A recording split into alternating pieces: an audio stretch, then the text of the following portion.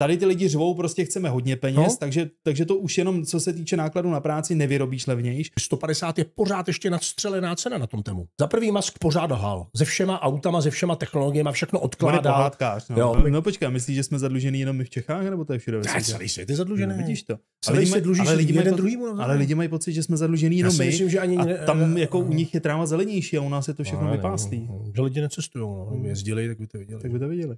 Dobrý, a takže tam je určitá jako konspirace, takový jako lidi tuší nějaký spiknutí těch zlých elit, že jim zařídili hnusný život, takže bychom se mohli věnovat konspiracím, co ty na to? To můžeme. Můžeme, výborně. Ale co si myslíš, jo? Vyjadřujeme tady svoje názory, já jsem zvídavý zubní lékař, tady Honza je invalidní důchodce. Zvídavý invalidní důchodce. Takže pojďme do toho. Ale proč si vlastně lidé nechávají strhnout konspiračními teoriemi? Co v nás takovou touhu po tajemstvích a konspiračních teoriích podněcuje? A má víra v konspirace nějaký evoluční původ? Může být kořenem naší fascinace touha po řádu a smyslu, zvlášť ve chvílích, kdy se zdá, že svět je chaotický a nepřehledný a ztrácíme půdu pod nohama? Co si o to myslíš? No, já si osobně myslím, že největší jakoby tou živnou půdou pro konspirace je nízká inteligence. Protože čím hloupější člověk nebo jednodušší, tím víc má tendenci věřit hloupostem nebo věřit. A já ti hned budu oponovat. Teďkon dostal Rusty Razor, takže rezavou břitvu, ocenění z britského klubu skeptiků, nebo anticenu v podstatě to ocenění, a to je antiocenění Elon Musk, protože na svý síti X šíří nepokrytě v podstatě takový dezinformační narrativy. On to může šířit jako, že podívejte se, jo, on tam vždycky dá smajlíka a dá tam prostě sdílí nějakou fakt hovadinu. Možná to tak je, možná to tak není. No ale samozřejmě ty lidi, co mu to lajkujou a tleskají, tak to jsou lidi, kteří dost často té hovadině věří a neberou to jako podívejte, je to sranda. Proč člověk s takovýmhle dosahem, s takovou, určitě to není hlupák, to můžeme říct, že to můžeme vyloučit, tak stejně to sdílí. Nebo podívej se na Donalda Trumpa, který šířil konspiraci o ukradených volbách, o volebních podvodech, tak dobře, o tom, jak demokrati chtějí prostě ovládnout svět. Tady musíme si ujasnit dvě věci. Donald Trump je idiot. Idiot, hloupej člověk, který od svého táty zdědil imperium, který vlastně nikdy pořádně nerozšířil a jenom utrácí peníze. Několikrát zbankrotoval, ano. Tak několikrát zbankrotoval, všechny jeho projekty hlavní šly prostě vniveč a jediný, co dělá, tak se říct heslem peníze dělají peníze. Když mě teď dáš miliardu, já už taky chudej nikdy nebudu, protože neudělám blbost, abych to nacpal někomu do stánu a prostě budu jí točit. Donald Trump podle mýho názoru nikdy nic neuměl a byl to jenom povoláním syn. Je to trouba, prostě, který si neumí ani pořádně udělat příčešek. Jako jo. To je prostě člověk, který je hloupý. A když není po jeho, tak hned řve a uráží. Prostě takhle to dělá. Ale on je přesvědčený o své výjimečnosti. On je narcista. Tak ale on trpí naprostou narcistní poruchou, kdy on si myslí, že on je dokonalý člověk. Já si nemyslím, že by Kamala Harrisová byla úplně ideální prezidentka. A teď s prominutím vůbec si nemyslím, že by to měla být ženská prezidentka. Protože chlapi jako generálové, vůdci Pentagonu, armády, jim se nebude chtít poslouchat ženskou. To tak je prostě. To je prostě ten šovinismus v té společnosti, v americký. Teď prostě spousta levičáků. Ale tak to je prostě. To můžou lidi vomdlívat, to samé jako lidi vomdlívají z toho, když se jim něco nelíbí, ale tak to je, taková je pravda. Stejně jako je pravda toho, že někdo řekne, nebo to je evoluce, někdo řekne, chlapi mají být věrný, nemají, protože prostě ona je tak příroda nevyrobila. Ona je vyrobila tak, aby vyráběli dál, oni seli to sémě a tvořili děti. To znamená... Počkej, ale příroda nás taky nevyrobila, aby jsme byli tlustí, ale dala nám velký apetit, aby jsme přežili dobu, kdy toho jídla bylo fakt málo. Kdo si dělal první... je potom hodně, jak my se neumíme ovládat, že v nás je to zvířátko, my jsme hloupí. Takže Všichni jsme hloupí. No dobře, nejde o to, co máš teda vrozeno, co máš dáno tou evolucí, tím vývojem, ale jde o to, jak s tím zacházíš. Ale víš, když ti, Jirko, bude někdo masírovat ego, bude ti celý život říkat, pane, ano, pane, tak ty potom nebudeš poslouchat nějakou ženskou, která nemá výcvik, nemá nic a najednou přišla a ona je vůdce armády, vrchní velitel. To se jim nechce prostě. Super, vraťme se k tomu Trumpovi. Trump, ten člověk teď hraje o všechno. On když prohraje volby, tak bude sedět. Na něj mají strašně hodně věcí. On podobně, jako jsem kdysi říkal Babiš. Babiš potřebuje být premiérem, aby zametl vlastní stopy. Aby dokázal ukočírovat prostě ministerstva, který rozhodují o jeho případný vině, nevině nebo o dotacích a podobně. Tam prostě tomu Babišovi nejde volit, nejde o tohle. Tomu jde o to udělat vlastní zahrádku. A to já nemyslím zlé. Já třeba bych to na jeho místě dělal taky. Já netvrdím, on to má dobře spočítaný. To znamená lidi, kteří si dneska myslí. Dělá tu hezkou zahrádku, ještě tam pouští důchodce, aby se tam dívali zadarmo. Lidi si dneska myslí, že třeba pan Babiš to pro nás je dobře. To samý si hodně lidí myslí o Trumpovi. Jo? Trump, Babiš, Fico, to jsou strašně podobní lidi. To je prostě jednoduchý, zařaditelný prostě článek. To je typ člověka, který je vyčúraný a chytrej dost na to, aby ze sebe udělal prostě monarchu. Fico už si nechal odhlasovat i doživotní rentu a tak. To je vychcenost prvního kalibru. Kdyby někdo myslel na lidi, tak vůbec nechce nic pro sebe a pořád dělá jenom pro lidi. To říkali o Masarykovi, že odmítal veškerý pocty, renty a podobně a pořád jenom jakoby pracoval, aby ta republika byla vejš. Taky si nemyslím, že to je úplně pravda, ale nemyslím si, že on byl chtivý peněz. Třeba měl touhu pomoci, jako každý mocipán prostě musel udělat i špatný kroky, lidi o nich třeba ani nevěděli, ale nezůstala po něm stopa, že byl chamtivej. Jo? O Zemanovi říkali vždycky, on je hulvát, on je všechno, ale nepůsobil dojmem chamtivce, nehrabal. Až teda ke konci se tam objevil nějaký ten barák, ale na druhou stranu, proč ne, jako vydělával hodně peněz jako prezident, nebyl chamtivec, ale třeba Fico je klasický chamtivec. Malej, zamindrákovaný chlap, který má prostě mindrák z toho, že je malinký, napoleonský syndrom a on prostě chce být vůdce. Jo? Trump, ten má strach. A tak proto by každý malý, když má 2 metry a 5 Já vím, ale Fico není, jo, to je skřítek. Ale on se s tím nesmířil. Babiš, ten se prostě potřebuje dostat zpátky. Zajímavý, že teď prostě Babišovi Agrofertu celkově klesají obrovský zisky. Jo, udělali špatnou investici, ale věř tomu, že kdyby byl teď premiér, tak mu nikdy neklesli. On by zařídil, že ty ostatní věci by nešly obchodovat. On prostě zaklekl hodně firem zlikvidoval. Na to jsou jasný důkazy, ty majitelé ti to přesně předloží. Takže ano, když se teď vrátí Babiš, tak já jako invalidní důchodce se budu mít líp, on nám bude dělat líp, ale za náma to bude hořet. Takže buď to já teď mám možnost říct, je to bude jedno, hlavně, že já se budu mít dobře a moje děti ať si trhnou nohou, anebo řeknu, ale já nechci Babiše, protože já to radši teď už nějak odskřípu, trošku se uskromním, ale chci, aby moje děcka měly hezký život. Jo? Otázka je, jestli když se mi teď uskromním, jestli stejně to nepokazí někdo jiný, nebo jestli si to nepokazí celý. Jestli tahle planeta se celá nepokazí. Co se týče Trumpa, tam je ta politika jednoduchá. On prostě hraje o život. Když se podívej zpětně, tomu hrozí kriminál ze všech stran a to ještě na něj všechno nevyšetřujou. Když bude prezident, tak je nedotknutelný. To máš pravdu. A on je natolik už starý, jemu 78 let mu bude, takže tomu jako stačí ty 4 roky, to už je nezavřetelný. Takže prostě... v podstatě říkáš to, že on bude šířit jakoukoliv blbost, co mu pomůže k tomu, aby se dostal zpátky k moci. A on prostě to je stylem, jako Jirko, pojďte si tady dáme páku, ale jestli já prohraju, tak to bylo všechno podvod, protože já musím vyhrát. Já vlastně určil vítěze už na začátku. A protože se bojím, že bys mohl být silnější. A jestli jsi silnější, tak to byl podvod. Tak se mi smekal stůl. On prostě už předem označil vinu toho, proč prohrál. Takže on i teď řve, jestli prohraju, tak to byl podvod. A jestli vyhraju, tak spravedlnost zvítězila. No to už není demagogie, to je debilita. Jo, to je prostě hloupej člověk. A tohle můžeš dát zase jenom hlupák. Každý člověk, který procestoval Ameriku, a to myslím teď zcela vážně, tak ti řekne, že v Americe je tolik hloupých, jednoduchých lidí, tolik negramotných lidí. Texas, jo, Virginie, tyhle státy, které opravdu byly chudí. Podporujou republikány Trumpa. Tak. To jsou prostě státy, že to mě říkal kamarád, jedeme přes Texas a to jsou prostě hloupí lidi, kteří chodí s koltem u pasu, hlavně, že má koně a klobouk a je hrdý na to, že je Texasan. A on říkal, a první, co říká, mě někdo vlíz před barák, tak ho odprásknu. Co to je za lidi? Jsou hlupáci. No, teď zase omlívají pravičáci. No, a tyhle lidi chtějí, aby se tam ten Trump dostal a udělám Ameriku pořádek. Udělám Ameriku zase silnou. Co to je zase silnou? Že se jí všichni budeme bát? My se nechceme Ameriky bát. My chceme mít prostě jako kamaráda, s kterým budeme spolupracovat. Zvýším daně na dovoz Evropské unie. Pane bože, teď tam všichni, každý, kdo si tam chce hrát na machra, tak jezdí v německých autech, jo, a podobně. A dneska už i v korejských, když Američani nic neumí, jejich auta už se nelíbí ani vlastním lidem, tak co tam on předvádí? Ten, kdyby zvedl cla na veškerý dovoz, tak tam umřou hlady. Jejich ekonomika je prostě v bahně a oni potřebují vytáhnout cizí ekonomikou, pomoct, peníze, dostat tam zboží a prostě jejich vlastní zboží už lidi nechtějí, protože tak není pravda, kvalitní. Že to know-how, co mají, tak stejně potom vyrábí v Číně, že jo, ty produkty. No jasně, kdo nakrmil Čínu? Kdo udělal Čínu velkou? Zprvu Amerika. Amerika si z Číny udělala vlastní montovnu, fabriku, prostě sklad a podobně, jenže Číňani jsou velice, velice chytrý. To je obrovská země s nejvyšším počtem géniů na světě. Tam je strašně hodně chytrých lidí.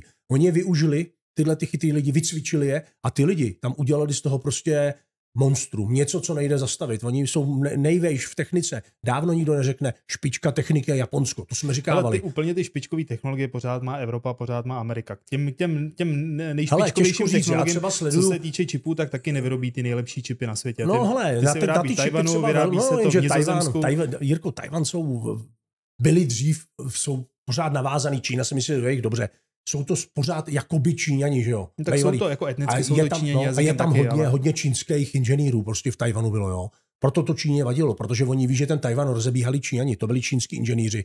Ale třeba když já mám určitý nějaký vazby do té Číny, no měl jsem tam pár kamarádů a ten, když ti vypráví, co všechno tam jde, nebo když ti mě třeba říkal, něco ti natočím a teď mě ukazoval ty nákupní centra a podobně. No, tady žijeme úplně v Šakalově, tady není nic. Jako, tady jsou lidi hotoví z toho, že jdou do Westfieldu Chodov. Kdybys tam lezl do nákupáku, tak máš oči venku. Jo? To prostě každý, kdo byl v Číně, třeba v Pekingu. Ale dobře, právě v Pekingu, ale Čína není Peking. Že? To je, ale to je jednoduchý. To je prostě oblastí, tak, že ta Čína je tak obrovská, že nikdo ji nemůže udělat celou. Ale jenom ty oblasti, které jsou technologicky na výši, jsou větší než půlka Evropy. Jako jo. To není o tom, že tam se má dobře 5000 lidí nebo 5000 lidí užívá technologie a 1,2 miliardy trpí. Ono to takhle není. Ale já mám třeba kamarády běžný Číňany a oni ti řeknou, my se máme dobře. On říká, já mám elektromobil na naše za milion. Zeptej se, kolik má dětí.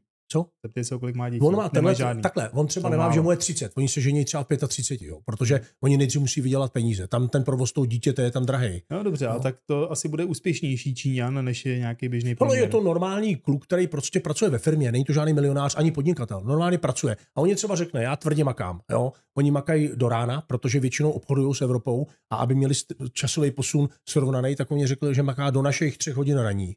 Do 3 do rána našeho času on dělá, pak si jde lehnout a stává jakoby v 10 u nich a vlastně maká až od odpoledna do rána. Protože přes den prostě by neměl s kým, ale prostě řekne mi, tady jde všechno sehnat, všechno zařídit, prostě na všechno jsou firmy. Když já mu třeba napíšu, hele, něco jsem scháněl, měl jsem to takhle, už to nemůžu sehnat, a on dej mi 2 hodiny, za 2 hodiny to sežene. A řekne, ano, samozřejmě se to dělalo v Číně, sehnal jsem to, ale dalo by se to objednat takhle, a řeknu, děkuji, já jsem jenom chtěl vědět, jestli to vůbec ještě existuje. Oni prostě dokážou všechno. Mě třeba zajímá jedna věc, teď se tady hodně veřejně zbrojí proti Temu, AliExpress, Temu a podobně. Česká obchodní inspekce se to zapojuje a svaz e-shopů a podobně, pořád, že to tady ničí trh. Ona to není úplně zas tak pravda, jo? Protože za prvý ty čínské e-shopy tvrdí, že platí clo. To nevím, jak je, to asi bude třeba trošku jinak, ale když já se třeba podívám, něco teď najdu, nějakou věc, tady najdu v nabídce v e-shopu 600 korun. A já říkám, aha, docela zajímavá kravinka, 600, no není to moc, je to dost, no je to, nevím, jestli to bude fungovat. Jdu a podívám se na tému, tam ji najdu za 150. Jo? A napíšu to tomu svým kamarádovi a říkám, hele, tohle jsem našel, u nás to stojí tolik a tolik dolarů, u vás tolik a tolik. A on říká, počkej, já se ti podívám. Najde to, říká, to stojí $2. Takže 150 je pořád ještě nadstřelená cena na tom Temu. Takže ty řeči o tom, že to vláda dotuje a podobně, to není vůbec pravda. Oni nikoho nedotujou. To Temu, tam je ta cena tak nízká, že to Temu na tom pořád má třeba 3násobek. Jenom nám to přijde strašně nízký, protože náš e-shop na to má prostě 15násobek. A ty naši majitele e-shopů se teď vztekají, že Temu krade, no protože někdo leze jim do zelí a už nemůžou krást oni. Protože vy zjistíte, že ten majitel toho e-shopu v Čechách to koupil taky v Číně, taky to koupil za 100 a jenom na tom chce prostě 5násobně vydělat, nebo 6násobně. Takže prostě zloděj křičí, chyťte zloděje, to není nic jiného. A pod tím vidíš komentáře, 300 lidí, kteří napíšou, objednávám z Temu, stejně jako třeba já, už 2 roky, jediný problém nebyl. Když jsem objednal síčku na lovení hmyzu z bazénu a přišla mi za 100 korun, tady stála asi 250 v Lidlu, jo, koupil jsem ji za 100 korun a přišla mi protrhlá, tak jsem ji takhle vyfotil, poslal zpátky, okamžitě mi vrátili peníze, hned jsem ty peníze měl v kreditu zpátky během prostě minuty. Jo. Takže žádný reklamace, oni to nechtějí vrátit, nechtějí to poslat zpátky, okamžitě ti vrátí peníze. Mně přijdou solidnější než všechny obchody, které jsem kdy potkal v Čechách. Takže proč bych tam nenakupoval? Ano, samozřejmě, někdy přijde věc a řeknete, aha, hlavně takový ty rádoby, technické vychytávky jsou kolikrát prostě trošku jiný, než to vypadá na fotkách, ale v oblečení vypadá velice slušně, prostě dá se tam nakoupit takový ty kravinky do domácnosti, na vaření, různé věci, vypadá slušně, tak proč Já mám pocit, že jsi čínský agent. Já nejsem čínský agent, já si jenom myslím, že nás proti té Číně strašně štvou politicky, protože my jsme teď kamarádi s Američanama a dokud Američani kamarádili s Čínou, tak byla Čína v pohodě a teď Amíci řekli, že Čína je špatná, tak my musíme říkat, že je Čína špatná. A já myslím, že tady je všechno z Číny, mě by vůbec nevadilo. Vidím jejich autáky. Takže na tuhle konspiraci věříš, jo? Na jakou? Na tohle spiknutí, jako že jsme spikli no ne, tak my vždycky někomu přisluhujeme, že jo? Dřív jsme poslouchali Rusáky, teď posloucháme Evropskou unii a Evropská unie prostě spolupracuje. No počkej, ale to nebyla dobrovolná spolupráce s Rusákama. Ty nás tady zabrali. No tahle taky není dobrovolná, tady to chcou naše elity vys Fiala, že jo, který tam jedou a prostě. No počkej, ale chodíš tady a máváš tady americkou vlajkou a chodíš na průvody Asi ne. To ne, tak to po nás asi nikdo nechce, ale chce, aby jsme sdíleli ty názory, to po tobě chtěli, takže to nemůžeš ty doby srovnávat. No dobře, tak to bylo. Strašně, hele, já jsem nemával ani ruskou vlaječkou, tam šlo jenom o to, že jsi měl držet hubu. Dneska taky musíš držet hubu, Jirko. Když nebudeš, tak prostě budou z toho problémy, že jo. Je to takový jako... Hele, já tě zastavím, já tam z toho cítím a to nejseš sám, kdo to dělá. Já to vnímám jako hodně na internetu, dobu, když se s lidma bavím. No, osobně úplně ne, moc na to jako není času a když já říkám nějaký svý politický názory nad pacientem, který má otevřenou pusu a já mu tam jdu s vrtačkou, tak mi moc neodporuje, že jo, tam je všechno odvodkejvé a odsouhlasí. Takže to může být zkreslení, ale jako já tady vidím takový tu, co se tady říká, dřív jsme poslouchali, co řekli Rusáci a posloucháme, co řeknou Američani, jenže to je absolutně jako nesmyslný, jako ty kouká, ano, ty elity, ten náš premiér něco říká, ale ty si můžeš říkat, co chceš, tady můžeš chodit po ulici. No, můžeš, ale neovlivníš to nějak, chápeš? No, ale předtím si taky nic neovlivnil, předtím si taky nic neovlivnil, ještě by tě za to zavřeli. No jo, v Rusku, ale počkej, to dělej papír a moment, Jirko, ale já netvrdím a nikdo netvrdí, že to bylo lepší. Já nechci zpátky komunismus. No super, to je dobrý říct, tak. No počkej, to vůbec. Ježišmarja, moje máma je z Německa, my jsme jezdili na západ, nás komunisti stíhali. My jsme se jako za komunistů neměli duševně dobře, jo. Já jsem vůbec rád, že nás nechali třeba studovat, že prostě nás neodkopli kvůli tomu, jo. Můj táta chtěl být kdysi policista, nemohl být, protože si vzal ženskou, která má rodinu v Německu a podobně. My jsme to neměli jako, to nebyli komunistická rodina, naopak. Jako jsme byli vyvrhelové, ale to bych nikdy nechtěl vrátit. Ani nechci přijít o žádnou svobodu. Mě jde prostě třeba jenom o to, že já si dneska mám koupit auták. Všichni kupte si elektrický auták, ale já nechci Volkswagen ani Teslu, protože jsou tady lepší auta. Já chci to nový Xiaomi třeba. A oni mi řeknou, tak vám na ně dáme 40%. Proč mi na něj dáte takový clo? A ostatním ne. Proč nejde na Teslu z Ameriky? Jo? Dejte všem rovné podmínky. Proč mi nedáte vybrat to nejkvalitnější, ale nutíte mi, že nejkvalitnější je Tesla? Maskova není. Tesly nejsou dobrý auta, to prokázali všechny testy. Proč asi ti chtějí dát jakoby cla na čínský auta? Protože ty čínský auta subvencuje čínská vláda. Ona si to dělá i pro svůj vlastní trh. Oni chtějí elektrifikovat tu svoji dopravu, hlavně ve městech, protože tam mají obrovský problém se smogem. Ten smog jim tam opravdu jako dělá problémy zdravotní. Takže oni chtějí ty elektriky dostat mezi svojí populaci a zároveň vidí, že Evropa a respektive Amerika nebo celý západ se rozhodnul, že budeme snižovat emise CO2. A to není tak, že by si Čína řekla, hele, my tady budeme čoudit, to je taková ta konspirace, to je ta konspirace těch pravičáků, že ty levičáci tady chtějí ovládnout svět zelenou ideologií a nastolit nový komunismus, to je prostě blábol. Tady je prostě nějaký problém, který se jmenuje klimatická změna, globální oteplování, který způsobil člověk svýma emisema. A stejně někdo se rozhodnul to nějakým způsobem řešit, postavil si na tom nějakou ideologii, ale tady je problém, ten je reálnej, a pak je tady nějaké řešení, který je založený dost na chatrných základech a chápu, že to lidi potom zpochybňují. No ale Evropská unie, tady máme nějaký trh, něco vyrábíme a u nás je to vyrobit mnohem dražší, protože čínskému dělníkovi dáš mnohem méně peněz, než tomu evropskému. Tady ty lidi řvou, prostě chceme hodně peněz, takže to už jenom co se týče nákladů na práci nevyrobíš levnějš. A potom ještě Čína velmi chytře, protože oni tam ty komunisti prostě si nalajnou a plánují a nejsou to takový ty český komunisti, co tady prostě dělali pětiletky, který nevycházeli, nakonec jsme skončili, že si nebyla ničím utřít prdel, nebyly víčka na jogurty, takže nebyly jogurty, nebyl kečup, protože nebylo do čeho strčit. Takže tam ten komunismus opustili to plánování centrální a nechali tam, otevřeli tam jakoby ten kapitalismus, vydělávejte. Tam je volný trh.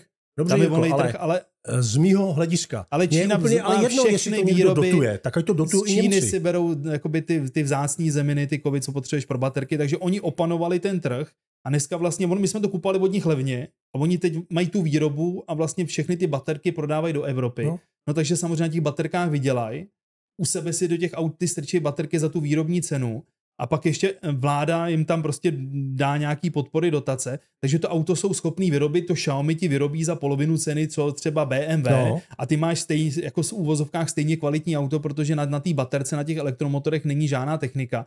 Ty spalovací motory umíme vyrobit my v Evropě, oni neumí, to prostě nás ještě nedohnali ve spalovacích motorech. Tam kupovali zase oni od nás motory, přesně tak. A třeba starší. Dobře, Jirko, ale to je úplně, to, co říkáš, má určitou logiku, ale taky logiku má, já chci to levnější auto, já ho nebudu kupovat od Němců, který mají 40 € na hodinu a prémie je takový, že ty to neumíš ani napsat. Víš, proč krachuje Volkswagen? Kvůli obrovským investicím a hlavně nenažranosti toho celého managementu. Viděl jsi Pěcha, když odcházel, jaký dostal odstupný? Neviděl. A to nebyl jenom on, to jde do stovek milionů korun. Takže jako, je to samé, jako krachuje banka, ale na odchod ředitelé dostanou prostě 150 milionů odchodný. To prostě, kdyby to byla soukromá firma, takhle by to v životě nemohlo fungovat. Ty Číňani prostě to auto vyrobějí. A dodali jsem bez koruny za 1 000 000 nádherný elektromobil. Ty chceš, abych jezdil v elektrice. 1 000 000 já dám, to auto je krásný, ale nedám prostě... Počkej, já nechci, aby jezdil v elektrice. Evropská unie. Ale já nedám 1,5 milionu za Teslu, která je horší, jen kvůli tomu, že tam to je z Číny. Já nechci podporovat Muska, teď Musk je vyděrač. Za prvý Musk pořád lhal. Se všema autama, se všema technologiemi, všechno odkládal. Pohádkář, no. Jo, pohádkář úplně strašný, prolhanej. Proč je Musk tak bohatý? No, protože na tom vydělává, šíleně na tom drbe. Ty Tesly, ty první, když vylezly, nelícoval. I dneska ti lidi řeknou, ty nejdražší modely jsou dobrý, ty levnější, prostě odfláknutý, levný. Jirko, on to nevyrábí draze, oni na tom jenom vydělávají. Ty si myslíš, že Škodovka nebo Volkswagen vyrábí auta draze? Ne, oni na tom chtějí mít obrovskou marži. To je problém ceny. Ty si myslíš, že super, za 1,5 milionu je lidový vozidlo? Myslíš si, že stojí vyrobit 1,5 milionu? Ne, to je ta obrovská reklama, kde se všude cpou na hokej a podobně. Je to ten obrovský management německý, protože to řídí Němci. A prostě ta Škodovka potřebuje uživit celý ten koncern, jo? Protože když Porsche udělalo průšvih, tak se to dodotuje z koncernu. Když Audi udělá průšvih, dodotuje. Ale teď, když jim najednou padá Škodovka, tak oni řvou, no protože tyhle ty chudší značky v uvozovkách, ty, který si tam nakoupili, tak je mají živit. Je to podobné jako Evropská unie si představovali Němci. Hele, přibereme tam z východu pár zemí a oni nás nakrmějí, oni nás budou živit. A najednou prostě, nebo si z nich uděláme odbytiště. Teď si někdo nevěří tomu, že si nás tam vzali jako rovnocenný. Němci nás nikdy neměli rádi. Já jsem do Německa vždycky jezdil. Germáni a Slovani vždycky jsme se mezi sebou kopali už. A to bylo i před válkou. A od druhé světové války tam ta rivalita prostě panuje pořád. Jo? Jako ty hodnější měli vždycky tendenci se mi jako omluvit za to, že válka, já říkám, ale já jsem válku nezažil, mě to jako nevadí, mě se neomluvejte. Ale pořád ty Němci mají pocit, že oni mají všechno nejlepší, vlastně my bychom to od nich měli kupovat a oni od nás nic, akorát tak holky, jezdit sem do bordelu, jo? Nebo si jet levně nakoupit. Ale já prostě jsem občan a teď řeknu teď... jezdíme do Německa levně nakupovat. No teď, ono to není levně, teď už to tam je stejně, ale je tam určitě vyšší kvalita potravin, protože prostě tam nedovolej si to tam dát a nepustí jim, to u nás to prostě pustí do toho obchodu, jo? Takže to věřím, je to smutný, dřív jsme byli proslulí tím, že třeba maso u nás mělo nejvyšší kontrolu, jo? Že tady byly tak přísné hygienické normy, že kdo měl jatka, tak ti řekl, já prostě jsem trestaný úplně za všechno. Asi se to změnilo a dá se tady z Polska a podobně prodat cokoliv, v Německu to neprodají. Jo? Takže zase, nevíme ani jeden, jestli je lepší jogurt v Německu nebo v Čechách. To jsou se dohady, že jo. Není to tím, že to polský kuře je levnější, že lidi v Čechách jdou po nižší ceně. Tak to, že jdou po ceně, prodávali se tady kuřecí prsa z Ukrajiny, že jo, pak říkali, že asi nejsou dobrý. Zase, my nevíme, jestli to je pravda. My to nemůžeme vědět, to nejsou konspirace, my to nevíme. Lidi od jak živa strašně lžou. Počkej, ty popíráš, že by tady fungovala nějaká veterinární správa? Funguje, ale taky popírám to, že se všechno kontroluje. To není v lidských možnostech. Víš, jak to funguje? Udělá se jedna šarže, jako u každého výrobku. No, tak samozřejmě, když přivezeš 2 vlaky kuřecích prsou, tak prostě půl vagonu, no, z prvního vagonu to necháš otestovat a co je dál, už třeba by nikdo nevěděl. Ale taky to může být přesně obráceně. To znamená, vždycky ty lidi, když dělají ty konspirace, tak ono, vždycky se říká na každém šprochu pravdy trochu, ale zase není potřeba to dokreslovat a dělat z toho šílený věci. Tím chci říct, že ani ty ukrajinský prsa nikoho nezabijou. Ani ty polský nikoho neotráví. Průšvih byl, když přišli na to, že v jídle místo soli je posypová sůl. Ale to už mě přijde jako mega prasárna, kterou neudělalo Polsko, tam udělal nějaký jeden podvodník, který prostě byl totální magor. Čivej to. Ale s těm autama, když se k tomu vrátím, já budu chtít 1 000 000, protože jsem si teda uvědomil, že to klima tady opravdu jde do háje, vidíme to všichni, jak je prostě zvláštní počasí. A teď řeknu, pojďte všichni aspoň zkusit, kdo na to má a kdo může trošku, pojďme zkusit ty elektrické auta. A ty mě řekneš, jasný, fajn, tady máme Volkswagen, on je malej, moc toho neuveze, moc nedojede, ale stojí 1,5 milionu. A já ti řeknu, počkej, proč si tady nemůžu z Číny koupit čínské auto, který už je v Čechách prodává? Větší, pohodlnější, s delším dojezdem, rychlejší nabití a jenom za 1 milion. Protože to je Čína, ale... Ne, protože to je Čína. Oni se snaží chránit tady ten trh. No jo, ale ten trh se zabil sám, Jirko. To je to samé jako, dám ti příklad, takže ty budeš teď děvkař, budeš obíhat všechny ženský po městě. To jsou příklady. A pak už tě žádná ženská nebude chtít a my ti teď budeme schánět nevěstu, ty jsi si to zavinil sám, tu pověst. A ty německý auta... Pojdu do Číny, kde mě neznají. No přesně, no a pak ti někdo řekne, a ty řekneš, já si najdu nevěstu v cizí zemi, no tam tě neznají, takhle se to dělá, když jsi někde profláklej, tak se odstěhuješ. A proč bych já měl kupovat evropský auto jen kvůli tomu, že oni krachují díky své nenažranosti. Teď ten Volkswagen, mě je líto těch lidí, oni jsou propustí 30 000 lidí, to je nenažranost. A myslí si, že když ty lidi propustějí, že ty z toho vedení se taky vyhodějí, nebo že si nedají odstupný, ty si dají takový odstupný, že už do smrti nebudou dělat. Ale ty lidi to vždycky odserou. Tady zkrachuje huť Jo? A kdo? Majitel je Ind, on už tady 8 let pořádně neplatil, on tady nadělal samý díry a jak donutíme nějakého Inda, aby nám něco dal? A lidi jdou na pracák a stát je bude živit. On to vytuneloval, on si vzal ty peníze z té funkční hutě, převedl si do jiné firmy. A proč teda si nepřiznáme, že vlastně ten Volkswagen taky někdo pomalinku nahoře tuneluje nenápadně? Je to možný. Jo, to je ono. A takže tam je prostě potřeba vůbec ne nic ze státní a takovýhle, to keci, jo. To je jak s tím Česem. Čes by měl být státní. Státní by měl být jenom proto, kdyby nám potom někdo řekl, teď je to státu a budeme opravdu nejdřív krmit vlastní lidi za minimum a pak to budeme prodávat. A oni to udělají stejně. Babiš chce ze státní Čes, ale ona, že ze státní, tak to stejně bude prodávat na trh do Německa a nám to stejně neklesne. Nám je jedno, komu patří, když nás okrádá. Pokud budu vědět, že stát nás miluje a nebude nás okrádat, tak jsem pro, tak vememe těch 300 miliard nebo kolik je potřeba, vykoupíme to, nějaký čas to budeme splácet, ty peníze na to odkoupení. A i když to bude trošku násilný, bude to trošku únor 48, že my ty lidi nám to nechtějí dát, ty akcionáři, my jim to sebereme, ale pochopím, to je energie, jo? Tohle fakt není. Takže v tobě je taky kousek komunisty. To ne, to vůbec ne. Mně jde o to, že prostě to je jediný způsob, jak by se to dalo regulovat. My nemůžeme akcionáře donutit teď, malý, soukromí, aby nám to dávali levněji. Já je chápu, oni to chtějí prodat. Takže tyhle věci se nikdy neměly dát do soukromých rukou. Prostě energie měla zůstat státu. No ale jsou tam, to už to byla chyba. Dobře, v té chvíli se to musí napravit a domluvit se s nimi, dát jim třeba víc nechtěj, jo, nikomu to nevyvlastňovat, domluvit se s nimi, odkoupit to od nich a potom to ale regulovat. Ale oni to nebudou regulovat. Já se bojím, že nebudou. Že to Čes koupí stát a stát nás bude šikanovat. Třeba trošku méně, ale stejně nás bude šikanovat. No, nevěřím tomu moc. Takže takový vždycky říkám, někdo řekne konspirace. Konspirace jsou kraviny, jako nevěřím tomu, že nám... Počkej, pojďme k tomuhle. Ty se furt točíš na těch autech, ty se točíš na tom Česu, asi je to ale něco, co je aktuální. To je pořád to samý do kolečka. Svět se pořád točí na jednom bodu, protože ty zjistíš, že když vyjdeš z A do B, tak stejně pořád jdeš A, B, pořád dokola. Pojďme se k tomu trošičku vrátit obecně. Znáš Carlo Cipolu? Říká ti to něco? Já to mám napsaný, abych to nezapomněl. Carlo Cipolla byl italský ekonom a historik, který se trochu netradičně rozhodl věnovat studiu lidské hlouposti a vytvořil něco, co nazval základní zákony stupidity. Věnoval hlouposti skoro vědeckou pozornost a snažil se ukázat, jak je lidská hloupost nebezpečná, často i víc než zlo samo. Cipolla tvrdí, že hloupost je jedním z největších a nejméně uznávaných rizik pro lidstvo. Podle něj totiž hloupí lidé nejsou jen neinformovaní nebo neskušení. Je to jiný problém. Proč je to tedy nebezpečné? Cipolla říká, že nejnebezpečnější lidé jsou ti hloupí, protože zatímco chytří a zlí lidé někdy konají špatné činy kvůli osobnímu prospěchu, hloupí lidé škodí bezdůvodně jak sobě, tak i ostatním. On Cipolla totiž definoval hloupost hloupýho člověka tak, že je to člověk, který svým chováním, svými činy škodí sobě, ale i druhým. Prostě je to člověk, který bude nasranej, že v baráku se hádá s lidma, tak podpálí barák, kde i bydlí. Jo? A to může být ale i inteligentní člověk, on to může být i profesor. Ne, počkej, to nejde. Sociální inteligence a schopnost něco vystudovat nebo se naučit je tak, dokonce si pamatuju svýho času, když si někde řekli, že jsi inženýr, tak tě brali za blbečka. Protože ono to bylo tím, že hodně těch inženýrů, vysokoškoláků, podobně doktorů, bylo zaměřeno jedním stylem a vlastně ztratili ten všeobecný přehled a ztratili ten kontakt s lidma. Protože on 10 let studoval, navíc zalezlý v knihách. Tomu se říká fakt idiocie. No a byl asociální.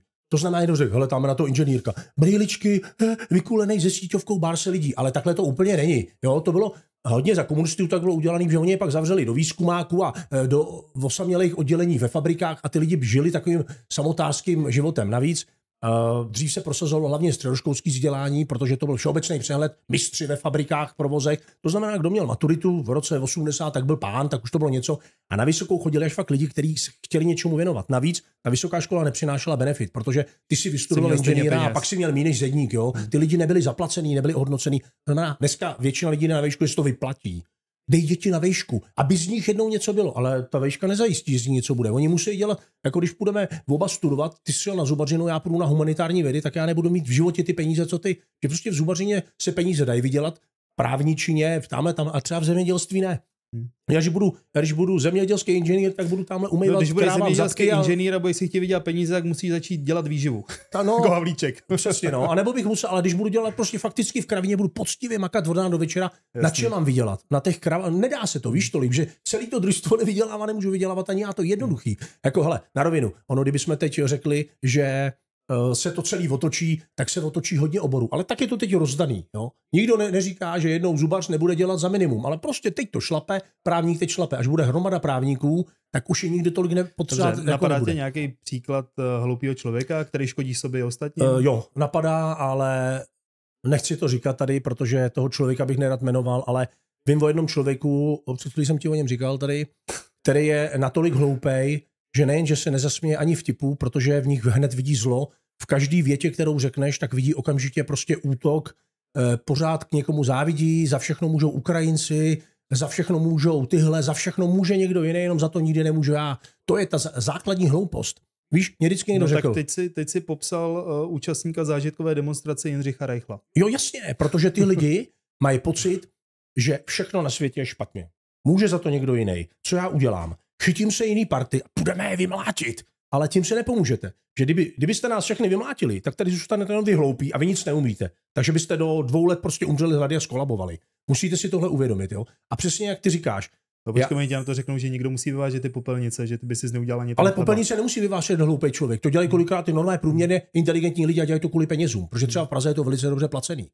Už to není tak, že vzadu sedějí stojí dva idioti, dřív to většinou dělali Romové, že jo, z toho vzadu kluk, co neuměl číst a psát, ale jako dobře, aspoň makal rukama, já říkám, každý nemusí být chytrý, ale ať pro tu společnost něco dělá. Ale většinou tyhle lidi, kteří všechno kritizují, nic neumějí podobně, tak dělají na černo, daně platit nechtějí a už ve 40 se vztekají, že jednou nebudou mít důchod. A z čeho, když jsi s nikdy nic neplatil, jo? Já ti řeknu jednu věc. Já jsem 2krát v životě spadl, třeba i ne úplně vlastní vinou a třeba i vlastní vinou jsem spadl na dno. Ty víš sám, že jsem tam byl. Vždycky jsem se vyhrabal zpátky, protože můj mozek se snaží pořád přemýšlet, jak se z toho dostat, ale tyhle lidi to nemají. Oni se tady zahryzli a v té chvíli tady vyskočilo. Nepracuj dál, nezvedej se ze dna, sveď to na někoho jiného a do smrti už jenom nadávej. A to je prostě špatně. Ale zase, dalo by se vypočítat procentuálně v každé společnosti, kolik je. Jsou v Německu, jsou v Rakousku, jsou v Rusku, jsou všude. Protože tím, jak jsme jezdili prostě na ten západ celý život a do toho Německa už i za těch komunistů, tam je tolik hloupých sedláků, lidí, jo. Ale zase je rozdíl mezi sedlákem, který není úplně chytrý, ale maká jako blázen, jo. Má se dobře, má velký statek, a pak jsou ty sedláci, kteří o ty statky vlastní vinou přišli a jenom sedí někde v garzonce a nadávají na celý svět, protože jejich děda byl bohatý. Ano, ale jejich děda taky makal a přemýšlel, ale ty už přemýšlet nechceš. Ty chtěl jenom utrácet dědovi peníze. Takže myslím si, že většina těch lidí si za to může sama, ale je to prostě stádium mozku, z kterého nedostaneš. Zkoušel jsem takovýhle člověka napravit, to nejde prostě. To nejde, to je jako když je nemocný, to je psychické onemocnění. Ty toho člověka chceš otočit, nejde, ten mozek to neumí pobrat. Takže ty mu řekneš, poslouchej, já jsem třeba dělal tohle, já ti ten můj biznis celý přenechám, i s prodejnou, dám ti e-shop, všechno dělej sám. On to prostě pokazí do týdne, protože on neumí mluvit s lidma, takže neumí zavolat, neumí jednat s lidma, nemá trpělivost, není dochvilný, nebude chodit čas, neumí s počítačem. Vlastně ty lidi zjistí, že nemají disciplínu, nic neumějí, takže si to vlastně nezaslouží. Ale oni to neví, oni si myslí, že to zaslouží. To jsou právě ty hlupáci. Vždycky Verich říkal, že nejhorší je setkání s blbcem a že hloupej člověk nikdy neví o sobě, že je hloupej. Chytrej člověk si naopak myslí, že se má celý život co učit, ale hloupej si myslí, že se narodil chytrej a je nejchytřejší ze všech. Jo? Já si kolikrát nedovedu představit. On to myslím, že i řekl, že blbce nikdy neusvědčí z blbství. Tak přesně, to nejde, protože prostě ten blbec, on vám to vlastně nevěří, že on v mozku nemá to centrum. Jo? Takovýhle člověka ani nedojmeš. Si, že jsou stížnosti na kdeco. Na vládu, na drahý potraviny, na geopolitiku, ale nikdo nikdy si nestěžoval, já to vidím třeba na Facebooku, kde jsem poměrně aktivní v těch komentářích, mně chybí inteligence, mně chybí rozum. Ne, každý je přesvědčený, čím méně ho má toho rozumu, ty inteligence a vzdělání, tím více přesvědčený, že je naprosto kompetentní. Jo, nikdo neříká, já jsem hloupý, já jsem vždycky říkal, sakra, mohl jsem se narodit ještě o kousek chytřejší. Na druhou stranu vždycky koukám na Sheldona Coopera a říkám, ne za stolik, že ty lidi už jsou nepoužitelný. Ale chtěl bych vědět víc, jenže ono už se to dneska nemáš od koho naučit. Jo? Měl jsem začít víc v mládí, neměl jsem tolik kapacit kolem sebe, který by do mě dávali, měl jsem velkou kapacitu mozkovou. Prostředí si neměl. No. A baví mě prostě nasávat nové vědomosti, baví mě, ty mě něco řekneš, řekl jsi mě tady prostě princip toho, proč se ničí planeta, během 10 minut já si ho zapamatuju a mám ho uložený a můžu ho vysvětlovat dál. To je moje výhoda, že já vstřebávám strašně dobře, mám vysokou paměťovou kapacitu. Jo? I když po tom infarktu a tam následný dlouhý narkóze jsem opravdu jako seriózně říkám přišel. Já prostě třeba najednou si nespomenu na slovo. Nebo řeknu úplnou blbost. Řeknu, že máš pěknou pedikúru. Přitom vím, že je to manikúra na ruce. Jo? Ale ten mozek vystřelí slovo pedikúra. Manželka mě vždycky vtipně opraví. Já myslím, že se to děje úplně všem. No, ale prostě 13 hodin v narkóze nebylo úplně dobrý pro ten mozek. Jo? Ale prostě pořád se snažím. A když mi někdo řekne, ty seš chytrý, já říkám, já nejsem chytrý. Já jenom se prostě zajímám o věci A proto si myslím, že jsem to získal, tu vědomost. Netvrdím, že je pravdivá, ale podávám ji jako za tu nejrelevantnější, kterou v téhle chvíli mám. Třeba mě někdo opraví, jo? Třeba nás jednou někdo přesvědčí o tom, že Země je placatá, ale v téhle chvíli jsem byl vychovaný a věda mi ukázala, že je kulatá, tak je kulatá. Třeba jedno splacatí, ale v téhle chvíli placatá není. Prostě, jo? Jasný. Takže tak. Hele, historie, co znáš za nejznámější konspirační teorii? Kromě té placatý Země mě jako napadá hromada kravin, jo, ale... Tak povídej. Třeba chemtrails. Ty chemtrails, hele, já to řeknu asi takhle. Nedokážu si představit, OK, takže teď to vezmeme takhle. Na obloze lítají letadla a z nich vypadává jakási látka, která má lidi přihloupnout, udělat z nich ovečky a tak. A jak bychom asi udělali, aby ty lidi, kteří to zařídili, na ně to nespadlo? Oni jako to budou vědět, kdy to lítá, když to lítá furt a budou zalezlí v budovách? To je nesmysl. Pochopil bych, kdyby někdo řekl, že je to třeba v očkování proti určitý nemoci. Nebyl by to asi covid, ale třeba bychom řekli tak, teď uděláme na rok očkování na tuberkulózu a do všech dětí to napereme. To už jsme my dospělí, nám už se to dávat nebude. Ale co bychom z toho měli? Že by se nám narodili hloupější děti? Chemicky, už z podstaty biologie, nejde chemicky upravit člověk, aby se nějak choval. To by šlo udělat lobotomii, to znamená vypnout ho. Ale myslím si, že neexistuje látka, která by změnila chování člověka ovladatelně, aby jsme my ho mohli nějakým způsobem ovládat. To prostě neexistuje, takže tahle cesta je sice hezká konspirace, některým lidem se to líbí, ale je neproveditelná, prosím vás. Jo? Je to stejná utopie, jako že tady do roka budou terminátoři, kteří budou vypadat jako lidi, budou nám sloužit, budou mít 10krát větší sílu, nebudou spát, ale budou vypadat jako člověk. A dokonce to bude ženská, kterou si můžu vzít. Tohle se bude dít možná třeba za 100, za 50, za 100, za 200 let. Zatím na to technicky nejsme připravení. A na to, aby jsme ovládali člověka pomocí jakýkoliv biologický, chemický látky, nejsme připravení, nemáme to. Samozřejmě umíme udělat jedy, umíme popráškovat lidi, aby umřeli, umíme popráškovat lidi, já nevím, aby byli zdravější, nějaký vitamíny by šly asi vyrobit, ale nejde to udělat na přání a na ovládání. No, takže chemtrails nemůžou fungovat, protože jsou neproveditelní. No a další faktor je, kolik by si té látky musel rozprašovat, aby z té vejšky, rozumíš, to se naředí se všema plynama, který jsou prostě, dobře, tak by letěl prostě ve 2 kilometrech nebo v kilometru. No, to by musel být čmelák, který, proč si myslíte, že když se práškovalo čmelákem, tak se lítalo 30 metrů, 50 metrů nad polem, aby to vůbec něco dopadlo, protože se to rozptýlilo a to ještě bylo bílo po silnicích, jo. To znamená ideální. Dneska práškování se provádí pomocí dronů, který letí prostě 50 cm nad obilím.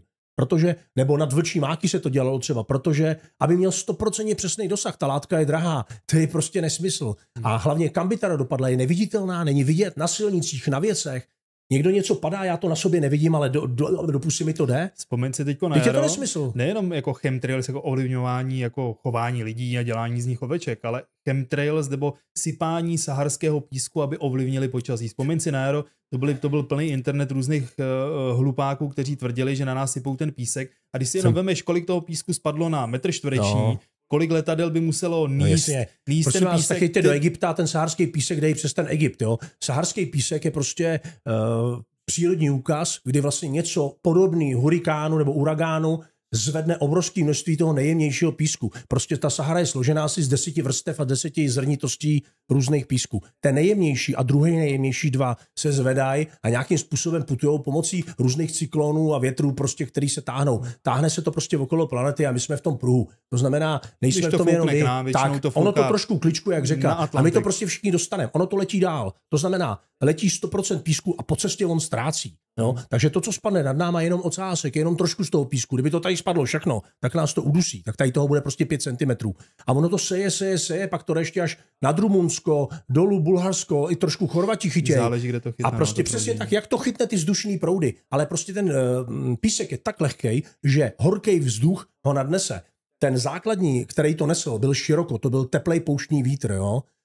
A to široko vlastně bylo už kdysi známý tím, že ty beduini věděli, že když přijde široko, že to nadzvedne písek, proto si upravovali stany a v období široka ty stany byly normálně zatěžkávaný obrovskýma kamerama, který tam proto měli. Ale prostě tohle nikdo neřídí, nikdo to nedělá. Je to protivný, já mám kabriolet, je to strašně protivný, prostě, protože každý den vysáváš, to auto máš plný, ale prostě je to tady, takže mám 2 šance. Buď to budu vysávat, anebo zavřu střechu auta, ale nebudu nasranej. To si prostě, to je příroda. Buďme rádi, že to tady není celý ale rok. pak přijde nějaký strejda nebo tetka a koupí si prášek železa, nasype si ho, smíchá ho s pískem, veme magnet a začne také jezdit pod papírem a podívejte se, jak je to zmagnetizovaný, to jsou ale ty tak nanočástice. Jako lidi jsou ovce a když budu chtít z lidí udělat blbce, tak udělám. Vemte si dneska umělá inteligence, špičkový kamery, špičková technika. Dneska jsem schopný vás přesvědčit o tom, že udělám vám duchy v místnosti, hologramy perfektní a půjde to pořád dopředu. No, trošku věřte tomu selským rozumu, který měli naši předci, že některé věci fungují a budou fungovat dál a nesnažte se je demonizovat. Jo? A vždycky říkám lidem, zabývejte se základníma věcma, to, co vám něco přináší, abyste fungovali a čím víc řešíte kraviny, tím méně máte času na ten život a pak se divíte. No, nemám peníze, no jasně, když prostě půlku pracovní doby čteš o chemtrails a o kravinách a půlku trávíte na Facebooku, kde si takhle lezi se ty zmiňuješ to, že člověk by měl mít zdravou míru nějakého kritického myšlení. Tak. Nějaký skepticismus, být skeptický k tomu, co to není skepticismus, to je opatrnost. No, Nebuď skeptický, ale buď opatrnej. Cokoliv ti kdo někdo řekne, může být fígl, nemusí to být pravda. Ani od nejlepšího kamaráda nemusí to být pravda. Trošku jiný význam skepticismu, ale nevadí. No ale ne, já nejsem skeptický, já nehledám v tom prostě hned, že bych to měl nějakým způsobem sobě, ale já si prostě musím udělat vlastní názor. To znamená, ty mi něco řekneš, já k tomu nebudu skeptický, ale nějakým způsobem to budu chtít s tebou minimálně diskutovat. No, když jsi skeptický, tak to nepřijímáš jako pravdu, ale přemýšlíš. No to je odmítavý postoj. Ono je to o tom, že to snažím se to zpochybnit. Ty máš trošku jiný význam. Ty skeptika víš jako ten, co všechno odmítne, prostě nechci to slyšet. To tak není. Skeptik řekne, hele, možná, ale nezdá se mi to a pojďme o tom. No to je ono, to, co říkám já. A když jsi opatrný, jak jsi prostě takové říkám, asi budeš mít pravdu, ale chtěl bych si o tom ještě něco na to podívat sám. No, ale spíš s tebou souhlasím, protože ti věřím. Ale ten skeptik to prostě chce důkazy. Skeptik to rovnou odmítá. Ne. Ty to máš, že skeptik je pro tebe člověk, který to rovnou odmítne a jako dogmaticky to je dogma a to pak jsou pragmatici a to je člověk, který dokud mu všechno nedokážeš přesně na papíře, nespočítáš to, tak je přesně pragmatický a prostě řekne, mně to nevychází. To taky není. Jsou věci, které se prostě nedají spočítat, jo? Které nejsou exaktní vědy. A výborně, ale chtěl jsem se dostat k tomu, co myslíš, že sociální sítě, jaký mají vliv na šíření konspirací? No, absolutní, protože prostě sociální sítě může vlastnit úplně každý. Může si otevřít ty člověk, který má prostě IQ 20, jo, a už se nezavře, ale ten prostě, tam je to prostě nejhorší. Taky všimni si, že tyhle věci jsou až od dob sociálních sítí, dřív to nebylo. Dřív něco musel říct z televize a musel někdo něco napsat, jenže za to už by byl odpovědný ten redaktor nebo ten, co to v té televizi řekl. Tady to může vypustit kdokoliv. A když vám dneska řeknu... A teď ti konspirátoři řeknou, no to je ono, oni nás tady kontrolují a ty média měli pod kontrolou, takže nám tady lhali jako... a dneska tu pravdu můžeme šířit. Dobře, to dělali komunisti. Komunisti lhali, v Rusku se lže. To znamená, diktátor lhal, ale po té revoluci už tady nikdo nelhal. Samozřejmě... Ne, ty konspirátoři ti řeknou, že lžou pořád. Že ten narrativ kulatá země, to říkají v televizi a to je lež. Takhle, ta televize je někým vlastněná, někým ovlivňovaná. A nechtějí je tam pustit, ty placatozemce. Hele, kdokoliv pracoval někdy v televizi, tak ti řekne, prostě je předem daný, co se tam může říkat. To znamená, ty televize berou různý dotace a mají různý prostory a mají různý schválení, takže si musí dávat bacha, koho naštvou. Tak to soukromí televize samozřejmě můžou si říkat cokoliv. Takže asi ale prostě... máš nějakou novinářskou etiku, kterou musí stejně dodržovat. Já vím, ale je to čím dál tím horší, že ty novináři, aby se uživili, dneska řeknou no cokoliv, já to někdy vidím. Prima CNN, tak s tebou rozumím. Ale prostě zase, tak si to poslechnu v té televizi a udělám si o tom vlastní názor. Nebudu jako stylem starších lidí, když to říkali v televizi, tak to musí být pravda. To vůbec nemusí být pravda. Takový lidi já neznám teda. Ale samozřejmě, no to já jo. Ale, protože dřív si to, prostě lidi si to myslej. To by si přeci nemohli dovolit tohle říct. Ale na druhou stranu prostě bych to bral tak, že oni si nemůžou něco vycucat z prstu nebo vymyslet. Jo? Nemůže to být úplně nesmysl. Prostě do televize nemůže přijít kachna. Když jo, tak je to na Silvestra. Prostě takovýhle věci ne. To znamená, ano, když se tam řekne, teď se pořád všude skloňuje ta válka na Ukrajině a podobně. Ježišmarja, co ty lidi čekají? Že budeme někde říkat, chválit ruskou armádu? Samozřejmě, že pro posílení ducha všech, co jsou na straně Ukrajiny, se musí především říkat, co dokázala ukrajinská armáda. Tak to je, protože prostě... A tak samozřejmě ve válce tu propagandu máš z obou stran a musíš... Jenom jde o to, jestli ta propaganda je jakoby povzbudivá, anebo to je fanatismus, který prostě v Rusku se tvrdí, že jejich vojáci vůbec nepadají, střílej denně 3000 Ukrajinců a Ukrajinci se vzdávají a žebrají, aby mohli bydlet v Rusku. To je nesmysl. Jo? Podle těch zpráv už jsem taky viděl, že zničili asi 10krát veškerý vybavení na to. Tak přesně. Ale stejně tak, jako prostě ukazuje se jenom ukrajinský tank zničil 6 ruských, ale ono se to samý děje v obráceně, to je válka. Prostě ta technika tam jde do háje, umírají tam lidi, prostě válka je kravina. Ale já si myslím, že nám by tohle vůbec nemuseli říkat, jaký tam jsou ztráty a tak. Prostě my stejně akorát se kvůli tomu lidi rozčilou, čtou to. Já bych tohle moc nezveřejňoval. Je to mimo naše území, válka se děje a já bych ani ty ukrajinský lidi na západě tolik nestrašil. Prostě řekl bych, jsme tam a tam, tady je území, sem se dostali Rusové, tady jsme je vytlačili, tohle jsme dokázali, jo, pozor, ale i ty Rusové tlačej a nedělal bych z toho takovouhle vědu, protože ty lidi jsou z toho jenom zmatený a prostě pak jsou naštvaný. Druhá věc třeba ohledně ty ukrajinské války. Vláda do toho cpe, válka do toho cpe peníze a podobně, to jsou taky ty konspirace, jo. A my díky tomu nemáme co jíst. Ty peníze jdou úplně z jiného žbánku, než který by byl na provoz České republiky, jo. To prostě tak je.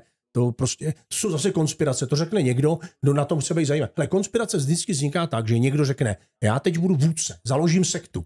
Tak, protože lidi jsou tady ovečky, hloupí, tak já teď řeknu nějakou kravinu, ale takovou, která by přesně těmhle hloupým mohla vyhovovat. Něco, co vlastně jim vysvětlí, proč se mají blbě.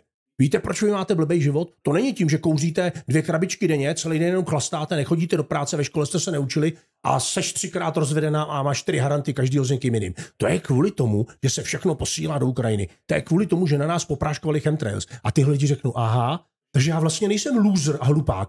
Někdo jiný mě ublížil, takže za to může vyšší moc. A to je celý princip té konspirace. A já najednou, oni řeknou, to je Bůh, ten chlap, ten nám to vysvětlil. A chytnou se a pak už mě budou poslouchat ve všem. A já pak cokoliv řeknu, tak oni řeknou, měl pravdu jednou, bude jí mít pravdu. Oni právě ten skepticismus ze sebe úplně vypnou. Přestanou mi nedůvěřovat a začnou mi věřit. A na tomhle to ten Reichl a spol měli založený. Oni začali lehce, řekli něco, co by teoreticky možná je těžko prokazatelný, že není pravda a ti blbci se na to chytli, protože to vysvětlovalo jejich spackaný život. Jo? Ale oni fungují tak, a zvlášť třeba Reichl jako právník, tak oni to šíří ty dezinformace. Ta dezinformace, kdo tady bude říkat, co je pravda, co je lež, takový ty keci. Jasně. Dejme to stranou, ale prostě říká něco, co je víceméně spekulativní a jako právník ví, jak to má říct. On neřekne, Fiala poslal vaše peníze z vašich důchodů na Ukrajinu. On řekne, možná Fiala posílá taky peníze z vašich důchodů na Ukrajinu. A tím je vlastně vyviněný, není trestně odpovědný, ale ten člověk, o kterém si mluvil, ten už to prostě bere, že Fiala posílá. Ten už to přefiltruje a ten už to dál posílá jako Fiala to poslal. On už to neinterpretuje jako ani stejným způsobem jako ten Fiala. On to prostě řekne natvrdo. Nebo jako ten Reichl. On řekne prostě, takže Fiala za to může. To řekne na Pavlači a už to jede, že jo. On nechá to může a už jede. A co se budeme povědat, sociální sítě, hlavně Facebook je Pavlač, že jo. Tam prostě, ty tam jdeš anonymně, můžeš si udělat ty nový účet, nikdo neví, kdo seš, pošlou tě do řiti, prostě vynadají tě a podobně. Nikdy by ti to do očí ty lidi neřekli, prostě jo. A takže jako dobrý, a teď pojďme k tomu úplně vrcholu současné konspirační absurdity plochá země. Jak je vůbec možný, že v době, kdy máme tolik informací a možností si věci ověřovat, stále existují lidé, kteří věří, že země je plochá? Bo to je úplně jednoduchý vysvětlení. A jaký to má význam, jakože odmítají kulatou zemi? To je jednoduchý. Jsou lidi, to je procentuálně zase prostě statisticky dokázaný, že je skupina lidí, která se postaví vždycky proti větru. To znamená, na světě bude pořád třeba 2% lidí, kteří půjdou proti všem. Ježíš neexistoval, nebo naopak existoval, tohle si vymyslel Vatikán, země je placatá, protože já prostě z principu nebudu souhlasit s většinou. Já to odmítám. Já tě jenom doplním, oni se postaví proti větru, ale pak si chtějí sami na sebe. No to je pravda, protože kdo stojí proti větru, tak či je proti větru a je pochcanej, že jo. Tak. To tak prostě je. To se vždycky říkalo. A už můj děda vždycky říkával, jako, že kdo čůrá proti větru, bude mít počůraný nohy. To prostě tak je, pak se můžou divit. Prostě celkově, proč tohle vůbec plácáš? Proč se někdo tímhle vůbec zabývá? Proč? To na nás nemá vůbec žádný vliv. Jestli si fakt myslíte, že NASA, která je prostě z velké části sponzorovaná, kromě americké vlády, tam nejvíc jde od soukromých prostě investorů, že by to jako dělala. To si jako myslíte, že tam stavějí vláčky, stavějí si tam makety a kradou si peníze? Víte, když se podíváte i do těch jejich přehledů, tak v NASA většina lidí vůbec nejsou bohatý. Ty největší mozky NASA nežijou v přepichu, žijou v malém baráčku v Americe a nejsou to miliardáři a jezdí starým Fordem. Ty chlapi to dělají prostě z přesvědčení. To jsou lidi, kteří od mlada toužili poznat vesmír. Tam nejsou, oni makají třeba 5 let se maká na jednom, 7 let na jednom projektu, který se pak zmaří. Proč by někdo dělal takhle zbytečnou práci? Protože pro ně zbytečná není. Oni prostě věří tomu. Protože to jsou ovce a jsou s tím systémem. To je, ale oni nejsou. Oni se proto rozhodli sami. Naopak, oni prostě ovce nejsou. Oni můžou odejít jinam. Já nám říkám, co ti na to řeknu. Já vím. Oni můžou odejít jinam, pracovat za mnohem lepší podmínky, mít se líp, jo, a dělat v soukromém sektoru, jo, a Ale oni to nedělají, protože věří tomu, že se dostaneme dál. Prostě vyvíjíme nejlepší dalekohledy, aby jsme viděli co nejvíc světelných let daleko a podobně a podobně. No a pak přijde Lojza, který si koupí Nikon P1000, který má 135násobný zoom, zaměří se na hvězdičky a samozřejmě pak už tam je zkreslení, takže se mu takhle myhotá, že atmosféra v podstatě jako tekutina. No, jasně, takže když se koukáš na nějaký světýlko v nějaký hloubce a vlní se ti hladina, tak to vidí každý. Takže oni řeknou, ty hvězdy nejsou pevný objekty, to jsou nějaký plazmy. Jo, to jsou plazmy, jasně. Akorát, že teď už mají objektiv, který vidí 160 světelných let daleko. Podívali se prostě na, jak se říká, na kraj galaxie za rok. To je podvod. To jsou počítači upravený snímky. Tak se na ně jedou podívat. Jeďte se na něj podívat. Dokonce můžete jít do hvězdáren podívat se na naše největší dalekohledy. A podívejte se tím dalekohledem. A řekněte jim, a oni vám ukážou i z druhé strany. Tam tě promítají taky obrázky. Nechte se tam vyzvednout. Jo? Tak co, jak se vemte sebou sadu, vercajku a rozeberte ho tam. Jo? Prostě je to hloupost. Ale tohle ty lidi nikdy neudělají. Oni ti nechtějí dokázat svoji pravdu. Já ji mám a hotovo. Teď ti říkám, to je to samý. Teď tady budeme se spolu bavit, vždycky ty hovory v posilovně. Kolik zvedneš na bench? 280. A ty tak mi to ukáž. A ti to nemusím ukazovat. Přesně. Kámoš u toho byl. Jaký? Já ti nebudu říkat jeho jméno. U toho byl kámoš. Sám 280. V životě jsem to nedal. Ale říkat můžu, co chci. A když budu hloupej, tak ještě řeknu, že ty jsi idiot a protože jsi slabý proti mně, tak ze závisti mě pomlouváš, že jsem to nedal. A je to. A teď se buď to najdou blbci, který věří mě, anebo chytrý lidi, kteří řeknou, to je idiot vymazaný a věřím tomu druhému. Protože logicky chtěl důkaz. Já jsem chtěl důkaz o tom, jenom mi to ukáž. I třeba na videu. Tak si tam sakra nalož falešný kotouče, jako to dělají ty influenceři. A jinak ty falešní kotouče jdou normálně koupit, jako sranda, jo? To jde normálně koupit, to je udělaný z nějakého polystyrenu a naimituj tu snahu to tlačit a bude, jako prostě, to je takový, jako já si něco vymyslím, bude to absurdní, já se odmítám o tom dál bavit, ale prostě je to pravda a to je ono. Co je pravda? My asi nevíme, co je pravda, jo? Tráva je zelená a ono to není úplně taková pravda, protože to je viditelný lidským spektrem barev. Ale třeba některý zvířata trávu vidějí do modra. Nebo tuhle nám ukazovala dcera takovej nějaký jakoby oční test a tam je normálně věc, která je růžová. A manželka mu říká, to není růžový, to je zlatý. Já říkám, mací, je to růžový jako prase. Hlava říká, ne, je to oboje. Ale některý lidi to vidějí zlatě a některý růžově. Je to o to, jak máš ve voku to vnímání. A hned to potom bylo vysvětlený, že to je optický klam. Já to viděl, přísahám, naprosto růžově. Starou růžovou, ale jak vystřiženou. A já mi řekla, že to je úplně zlatý jak mince. Jo, takže kde je pravda? Jaká to je vlastně barva? Co je to pravda? Pravda je nějaký absolutno, který... Hele, teď je pro nás pravda, že je země kulatá. Ona je v skutečnosti šišatá, teda, jo? Ona je do šišata. A nebo třeba teď je pravda, že jsme ve vesmíru sami. To už dávno pravda není, že jo? A to je prostě... Pravda je, podle mě... Pravda je to maximum poznání, kam jsme se teď dostali, ale nemusí to vůbec být pravda, že jo? Takže jako pravda ano. Pravda je, že mám 12 nohu. To se dá změřit. To znamená, co jde prostě exaktně dokázat, je pravda, protože to je jasný. Pravda je, že mám 200 cm, protože to změřím. Ale nemusí být pravda, že už nikdy neporostu. To, když se mi zblázní hormony, prostě růstový hormon se tam poblbne, už u mě ne, ale v 18 letech, ve 20 začaly růst a povyroste. Jo? Takže věci, které se ještě dají doskoumat, anebo se můžou vyvinout, tak tam tu pravdu úplnou nemůžeme určit. Ale to je skutečnost, kterou jsme dotečka vypátrali. A naše skutečnost, kterou dotečka víme, po staletí byla jinak, ale která se vědecky dokázala, že Země je kulatá na pólech splacatělá. To je všechno, ale prostě placatá není. To znamená, buď to se ty lidi názorově vrací 500 let dozadu a jsou prostě zaostalí. Ano, ty naši předci to věděli, ty byli v pravdě. Jo, jasně, oni to věděli, protože oni vlastně neznali ani kolo, oni chodili pěšky, házeli kamenama a byli natolik vyspělí, že to věděli. A věděli, že když bleskne blesk, tak je to od Boha, tak dali svíčku za okno. Oni byli hrozný, to byli vědci jak vyžitý, tyjo. Ale četl jsem, že 9 z 10 konspiračních teoretiků si myslí, že ten 10. je tajný agent. A koho to je tajný agent? No těch elit. Který tam k ním proniknul, aby jim to zničili. Těch nichů. Jo, tak to já nevím. Jako abych řekl pravdu, já moc těch konspirátorů neznám. Jako nemám kolem sebe. Nemáš přehled. Tak. A nepohybuju se mezi lidma, kteří by trpěli takovouhle nějakou debilitou a plácali mi takovýhle věci. Protože já jsem takovej, že jsem strašný kliďas, ale když někdo začne být opravdu hodně hloupý, jak mám hroznou tendenci mu jednou švihnout. Prostě jo. Protože myslím si, že lepší jedna dobrá facka, která by mu možná mohla potřebovat. Fackuješ ten displej, nebo? Ne, já to nečtu. Prostě to nečtu. Já se u toho směju a nečtu to. Jirko, na rovinu, tohle neovlivňuje tvůj život. Prostě já už jsem dávno zjistil, že pokud se rozčiluješ nad cizí hloupostí, tak ubližuješ sám sobě. Já to prostě takhle přeskakuju.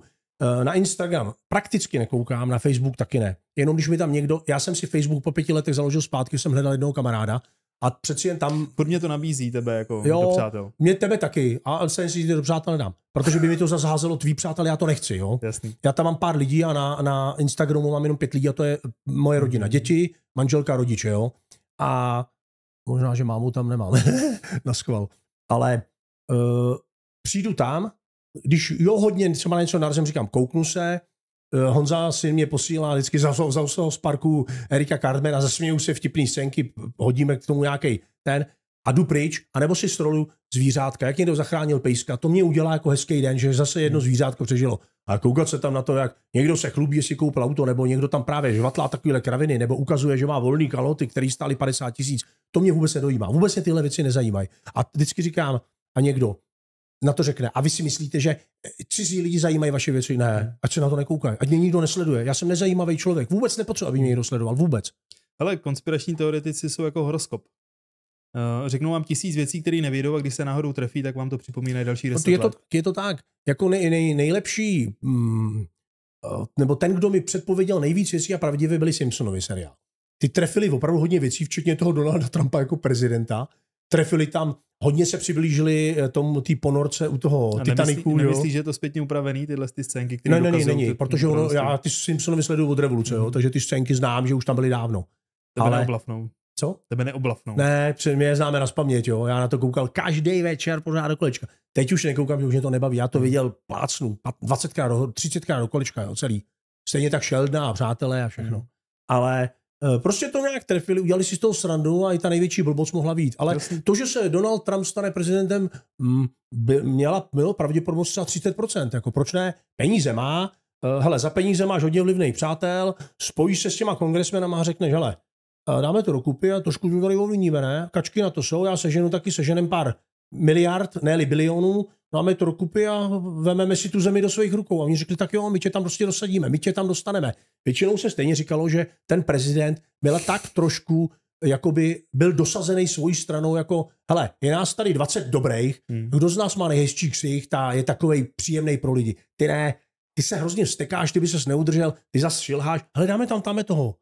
Jako on je dobrý kluk, není špatnej. Myslíš Donalda, jo? Ne, jako někdo, dáme ho tam. No a Donald Trump byl prostě po všech těch nudných chlapech a už ta Amerika upadala. Pojďte tam dát někoho, kdo umí lidem ukázat ostrost a bude právě ten Texasan a Kalifornia, bude ten ostrý Američan, tak tam vzali prostě uřvanýho, udákanýho Trumpa a ono se to chytlo, protože lidi už byli tak naštvaný, že tam chtěli někoho, kdo se všema těma dosazenýma loutkama zamete a to byl Donald Trump.